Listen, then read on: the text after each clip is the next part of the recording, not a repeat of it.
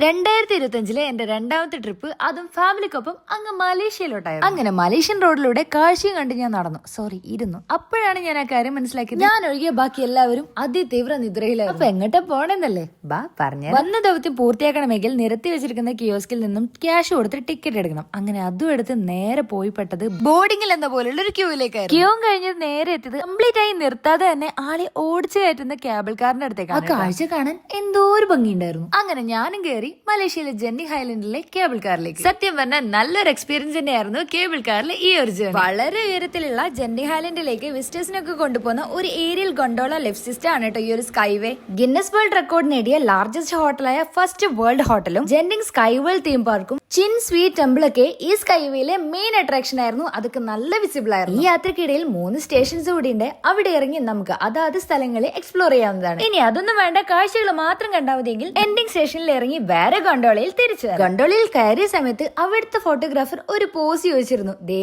Ending സ്റ്റേഷനിൽ എത്തിയപ്പോൾ കണ്ട കാഴ്ച ഇതായിരുന്നു. നമ്മുടെ ഫോട്ടോസ് ഒക്കെ നല്ല ബ്യൂട്ടിഫുൾ ആയിട്ട് ഫ്രെയിം ചെയ്ത് ഇങ്ങനെ വെച്ചിട്ടുണ്ട്. എന്താ കാശ് കൊടുത്ത് അതും കൂടി അങ്ങ് കളക്ട് ചെയ്ത് തിരിച്ചു പോവാണ് കേട്ടോ.